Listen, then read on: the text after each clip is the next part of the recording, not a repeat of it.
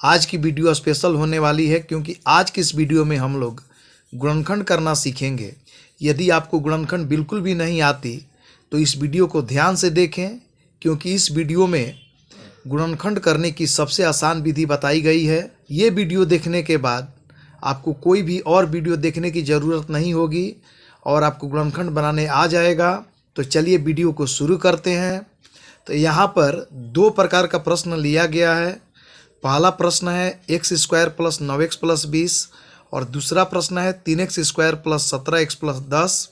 पहले प्रकार के प्रश्न में x का घात 2 है। यहाँ पर x के स्थान पर कोई भी चर हो सकता है, a b c d x y z कोई भी चर हो सकता है और उसका घात 2 रहेगा। तो इसका गुणनखंड करना बिल्कुल भी आसान है। तो सबसे पहले हम लोग अगर इस तरह का गुणनखंड बनाना चाहते हैं तो अचर पद को देखते हैं। अचर पद यानी कि जो अंत में संख्या है उसको देखते हैं। तो अंत में हमेशा अंक दिया रहेगा, तो अंत में ये 20 है। तो हमें 20 को ऐसे तोड़ना है कि जोड़ने या घटाने पर 9 आ जाए, यानी कि हमें 20 को इस प्रकार से तोड़ना है कि जोड़ने या घटाने पर 9 आ जाए और गुणा करने पर फिर से 20 प्राप्त हो। तो इसके लिए हमें 20 का अभाज्य गुणनखंडन करना होगा। अभाज्य गुणनखंडन करने के लिए सबसे पहले हम 2 से कटाते हैं। तो 2 से कटाएंगे तो 2 दाह में 20, 10 बार में कटेगा।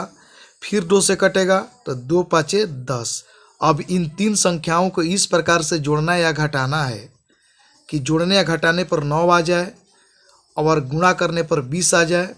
अगर मान लीजिए हम इन 2 को साथ में रखते हैं और 5 को अलग रखते हैं तो 2 में 2 से गुणा करेंगे तो 2 दूना का 4 हो जाएगा और ये है 5, और 4 और 5 को हम लोग जोड़ेंगे तो ये आएगा 9।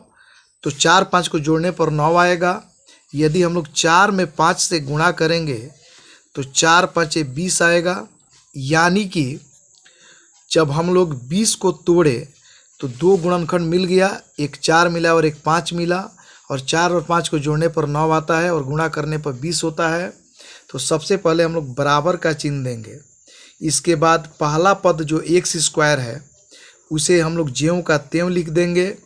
इसके बाद ये जो 9x है इसके बदले में हम लोग लिखेंगे 4x + 5x। तो यहाँ पर लिखेंगे +4x + 5x, क्योंकि हमें +9x लाना है, और +20 ज्यों का त्यों। अब हमारे पास 4 पद हो गए, तो 2 पदों को एक साथ लेकर हम गुणनखंड करेंगे। तो यहाँ पर x² का मतलब हुआ कि x में x ले गुणा है, तो x² को हम लोग लिख सकते हैं x गुणा x, फिर जोड़ का चिन्ह। 4x को लिख सकते हैं 4 गुणा x, फिर जोड़ का चिन्ह। अब 5x और 20 को लेते हैं, 5x को लिख सकते हैं 5 गुणा x और +20 को ज्यों का त्यों। अब ध्यान देंगे इन दोनों पदों में से सबसे पहले हम लोग कॉमन निकालेंगे। तो यहाँ पर ध्यान देंगे इसमें भी x है, इसमें भी x है। तो सबसे पहले हम लोग क्या करेंगे कि x कॉमन निकालेंगे। जब x कॉमन निकालेंगे तो यहाँ से x निकलेगा तो यहाँ पर बचेगा x, फिर जोड़ का चिन्ह देंगे, और यहाँ से x निकलेगा तो बचेगा 4, तो यहाँ पर लिखेंगे 4। फिर कोष्ठक को बंद कर देंगे, फिर जोड़ का चिन्ह देंगे। अब इन दोनों में ध्यान दें कि 5 यहाँ पर है, 5 गुणा x है, और यहाँ पर 20 है, और 5 के पहाड़ा में 20 आ जाता है, 5 का 20, यानी कि दोनों में 5 कॉमन है। तो हम लोग 5 कॉमन लेंगे। जब हम 5 कॉमन लेंगे तो यहाँ पर बचेगा x और फिर जोड़ का चिन्ह, और यहाँ पर 5 के 20, यहाँ पर बचेगा 4। अब आप ध्यान देंगे यहाँ भी x + 4 है, यहाँ भी x + 4 है, यानी कि दोनों जगह समान पद है। तो हम लोग करते क्या हैं कि x + 4 को यहाँ पर बाहर लिख लेते हैं, फिर कोष्ठक का चिन्ह देते हैं, और x + 4 के पहले x है तो यहाँ पर लिखेंगे x, फिर जोड़ का चिन्ह देंगे, और x + 4 के पहले यहाँ पर 5 है तो फिर यहाँ पर लिखेंगे 5। यानी कि x² + 9x + 20 का जब हम लोग गुणनखंड करेंगे तो x + 4 × x + 5 आएगा, यानी कि यही हमारा राइट आंसर है। आइए दूसरे प्रश्न का हम लोग गुणनखंड करते हैं। दूसरा प्रश्न है 3x² + 17x + 10। यहाँ पर x² में 3 से गुणा है और यहाँ पर अंतिम पद 10 है।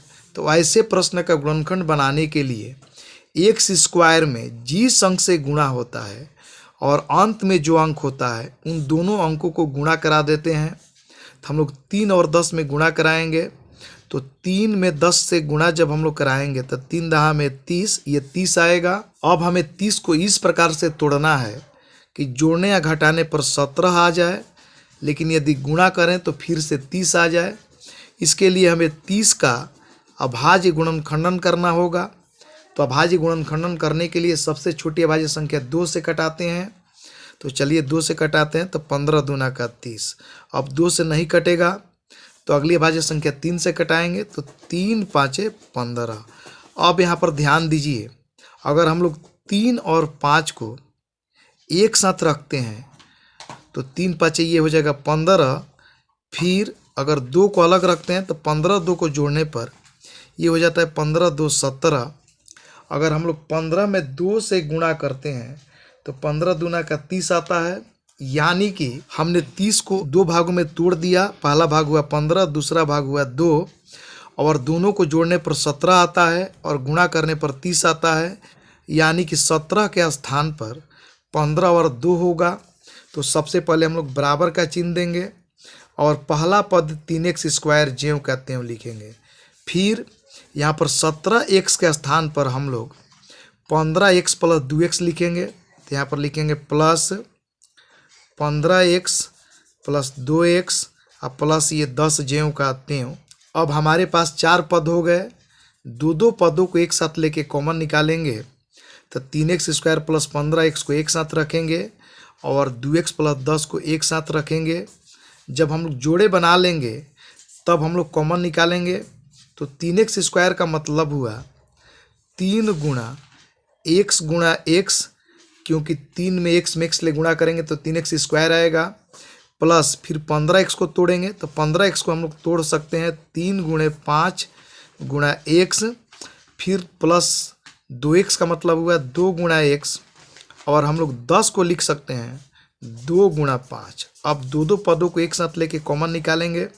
तो ध्यान देंगे इन दोनों पदों में 3 और x, और यहाँ भी 3 और x कॉमन है, यानी कि 3x हम लोग कॉमन निकालेंगे। 3x जब कॉमन निकालेंगे तो यहाँ पर बचेगा x, फिर जोड़ का चिन्ह। 3x जब निकल जाएगा तो यहाँ पर बचेगा 5, यानी कि ये हुआ 3x इंटू x प्लस 5।